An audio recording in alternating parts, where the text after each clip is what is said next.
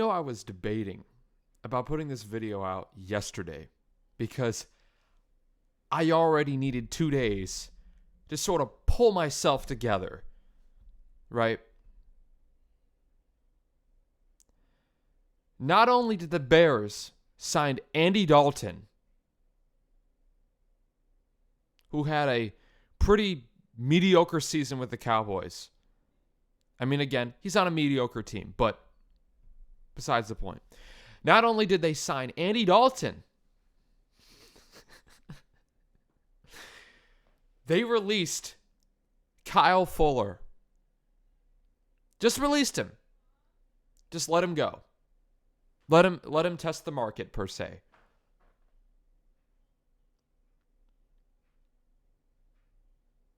He was your best cornerback by a long shot.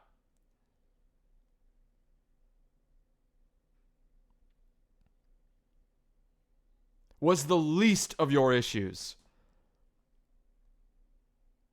And, it's kind of hard to think, like maybe Pace, maybe we should, I don't know, trade him? Get something back for him? I have an idea. The Ravens have a offensive lineman named Orlando Brown, right? Something the Bears desperately need. He only allowed 3 sacks last year. In that entire year, 3. 3 sacks on Lamar Jackson. Once again, something the Bears desperately need. We couldn't have offered them that before we traded him? Like, we couldn't have said, oh, hey, we're looking to get rid of this cornerback for some cap space, but we can use that cap space for something we need, right? Because the Bears are still competitive.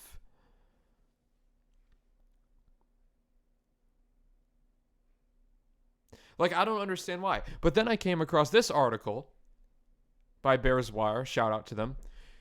Here's why the Bears decided to release cornerback Kyle Fuller. Oh, I'm just willing to hear all the excuses. The Chicago Bears team appear to be a team that's in rebuilding mode. I mean, this team was competitive 3 years ago, but whatever.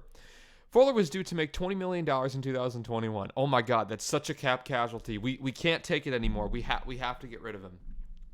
They will save $11 million by parting ways with him. Yeah, just great, man. Your best cornerback by a long shot, and you tell him to piss off. And then this tweet, the Bears tried to keep Fuller by asking him to take a very significant pay cut, but he would rather test the market. Yeah, bullshit. Bullshit. Once again, Pace's salary cap decisions come back to bite him in the ass.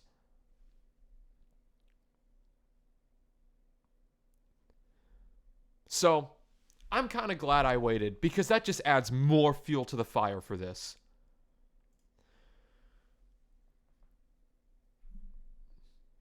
So, Andy Dalton, people.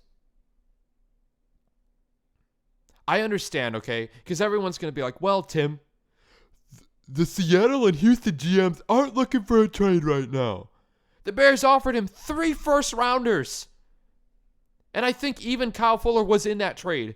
And it was 3 first-rounders, Kyle Fuller, in 2 seconds or something like that. I'll put it up on the screen. But they offered him. Honestly, if you're Seattle or Houston, your entire future... if you're Houston, right, you already gave up all your picks in the Bill O'Brien madness. You could have gotten those picks back in that trade. And again, got something you desperately need. Kyle Fuller. Who is, again, in my opinion, at least a top 15 cornerback. Maybe top 10. And if you don't believe me, go look at his stats.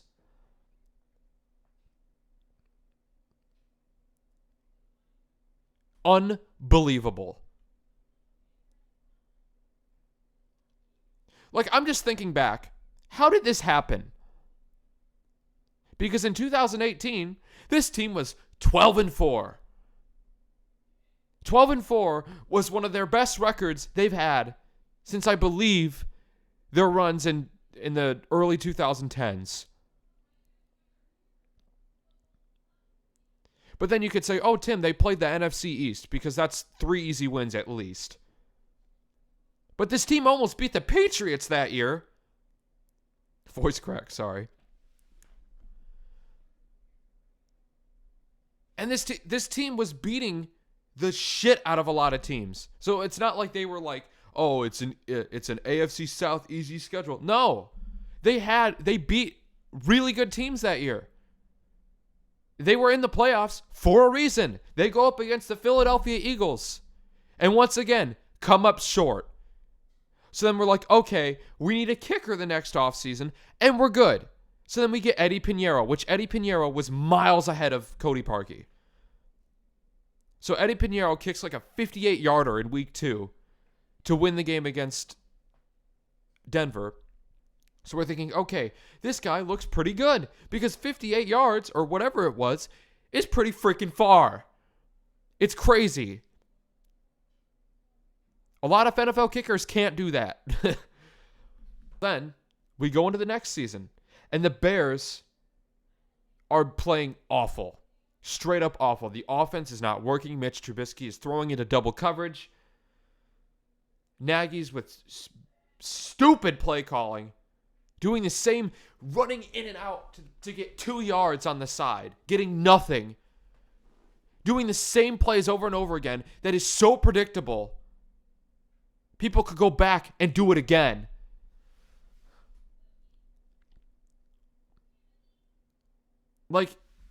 And then they finish out 8-8.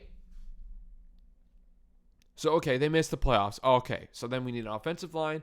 And then maybe Mitch isn't the right answer, but we'll give him another chance. And then, of course, we need another kicker. So then Santos comes along and makes Robbie Gould numbers. I think he has even better than Robbie Gould numbers. So then, of course, we sign an extension with him, which good.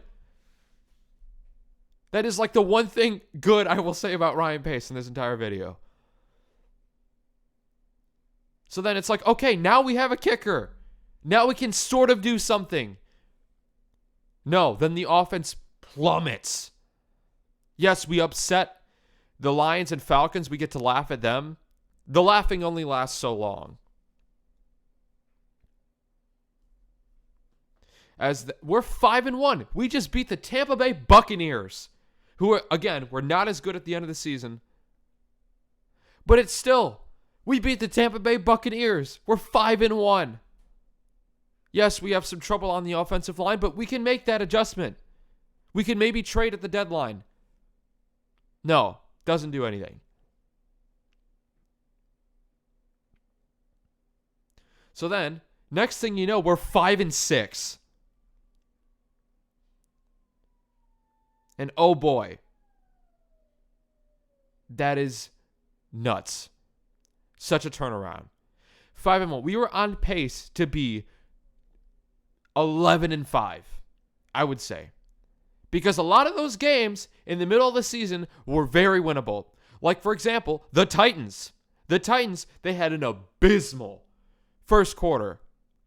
And if they had any sort of offense in that quarter, they could have beat them. And if you beat the Titans, that's a pretty good thing, isn't it?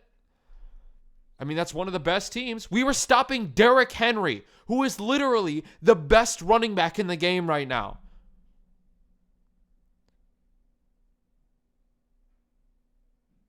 So leave it up to your defense, of course, to almost win you that one. And then all of a sudden,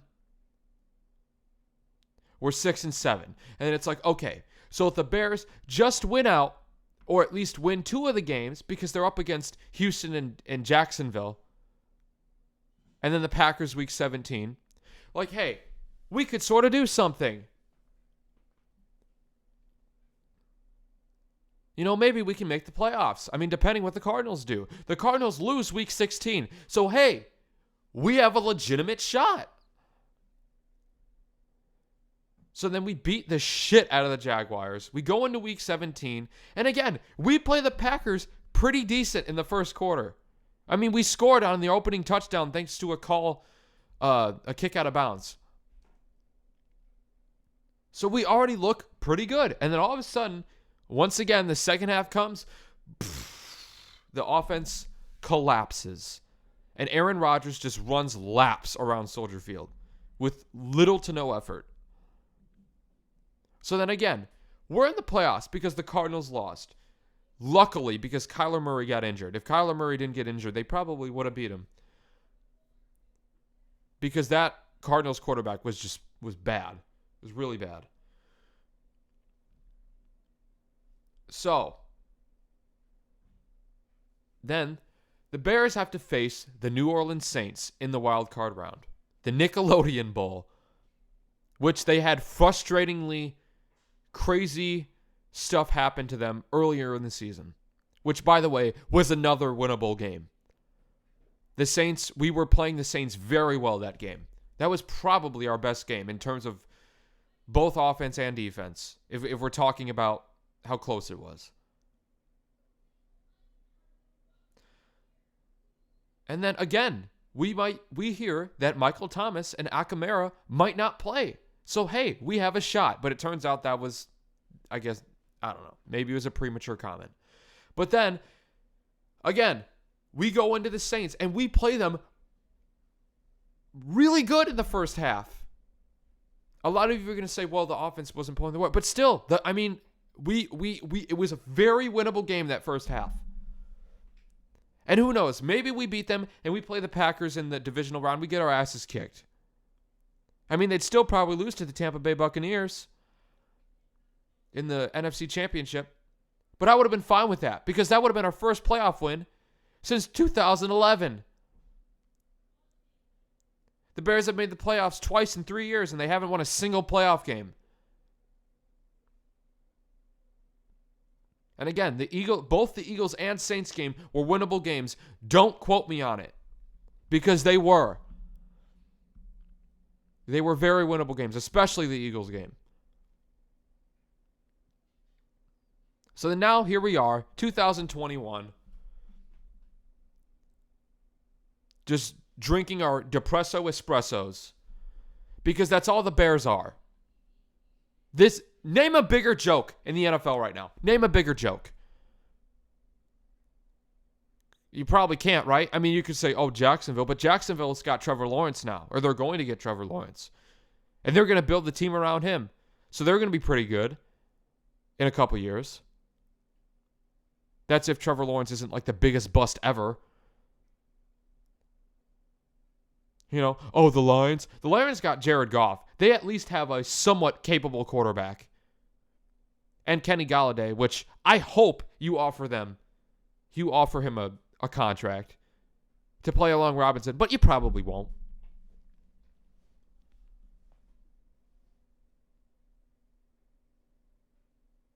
Yeah, you can't name a bigger joke. Oh, the Bills and their 4 straight Super Bowl losses. The Bills have Josh Allen. We don't have Josh Allen.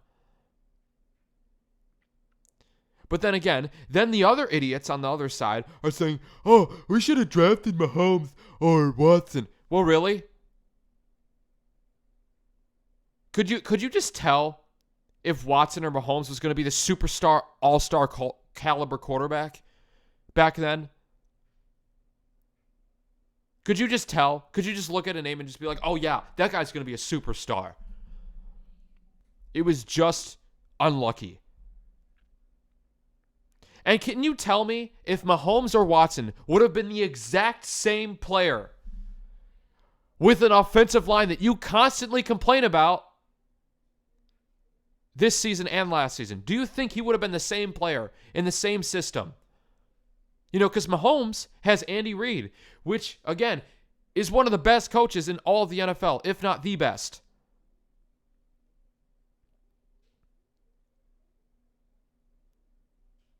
Watson, on the other hand, well, if he wasn't screwed over by Bill O'Brien, maybe he would be even better. But again, do you seriously think Watson or Mahomes would have been any better on this team? In terms of what they were on the Chiefs and Texans? I mean, they're miles ahead of Trubisky, but you know what I mean. So I don't like it when people make that argument either, because it's stupid. It's coulda, woulda, shoulda bullshit. So I will end with this. The Bears are $1 billion team. Soldier Field is $1 billion stadium. Sits right on Lake Michigan. So I'm going to ask you guys this. What is the point of being a Bears fan? I say like, oh yeah, I grew up in Illinois. I grew up loving the Cubs, Bears, Blackhawks, and Bulls. I will be diehard fans of those teams. But now I seriously came across this when I was at work the other day. And I was like, you know what? What's the point of being a Bears fan? Like, I give them my happiness, but they just give me just an atrocity. So I'm going to ask you this again. What is the point of being a Bears fan outside of being from Illinois or the Chicagoland area? Or hell, even if you're in southern Wisconsin, northwest Indiana, eastern Iowa, what's the point? Because all they give me is garbage. I wasn't even alive to see the Bears win in 85. So I've never seen the Bears. The furthest I've seen the Bears was the NFC Championship in 2011, where they got the asses kicked by the Packers, which, by the way, divisional rival. And it hurt because then the Packers won the Super Bowl against the Steelers. So it hurt even more because that was probably our best chance since 2006 when we lost to the Colts. The Colts took Carson Wentz, so I'd rather have Carson Wentz than this guy.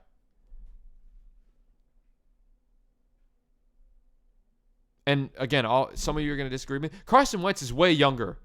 And if he overcomes his injury, he's going to be miles ahead of Dalton.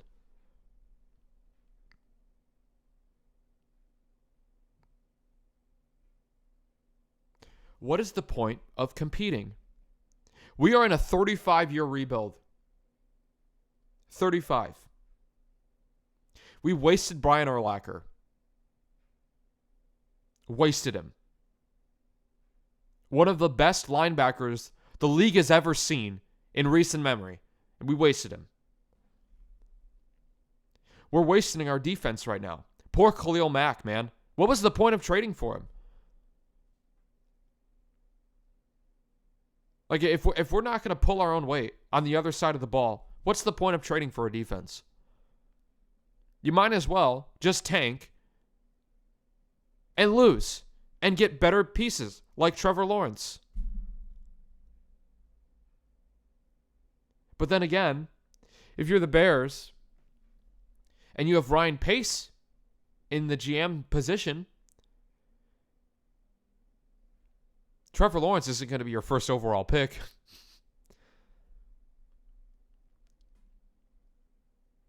So, as a Bears fan, I've been a Bears fan for 22 years, almost 23 in May. And I've seen nothing but incompetence, underachieving, and just flat out depression.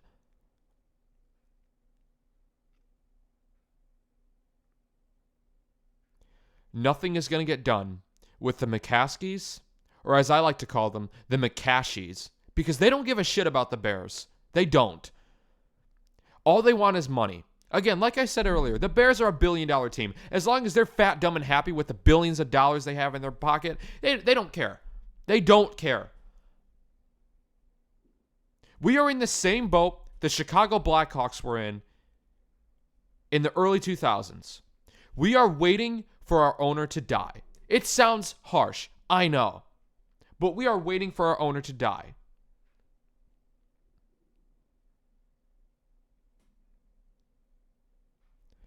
Once that happens, the Bears owner will either be forced to sell down to a younger McCaskey who is maybe more capable, but I don't see that. Or they might be forced to sell the team to someone who actually gives a shit about football and the Bears. The Bears are one of the most iconic teams in the NFL. And you give them nothing. So I will end with this. Nothing is getting done under the McCaskies. Nothing is getting done under Ryan Pace as your GM. And most certainly, nothing is getting done with Matt Nagy as your head coach. And until then, until all three of those people are gone, I'm done. I'm done ranting about this team. I'm done being frustrated with a team that can't score on a hooker, that can't be consistent at all, other than the defensive side of the ball. And I am most certainly tired of just the flat-out frustration, the depression in this team.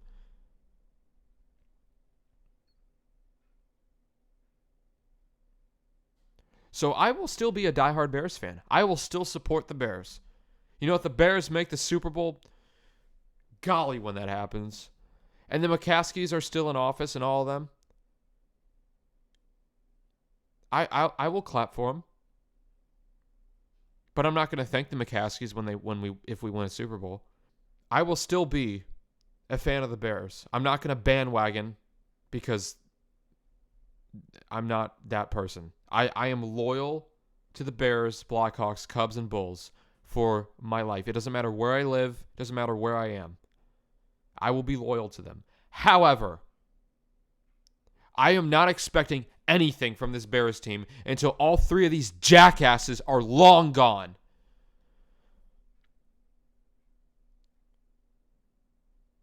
This is a frustrated Bears fan signing off for a very long time.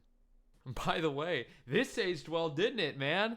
I'm just so glad I spent $200 on this jersey because I thought this guy was going to be probably the best quarterback we've ever had. But, piss off.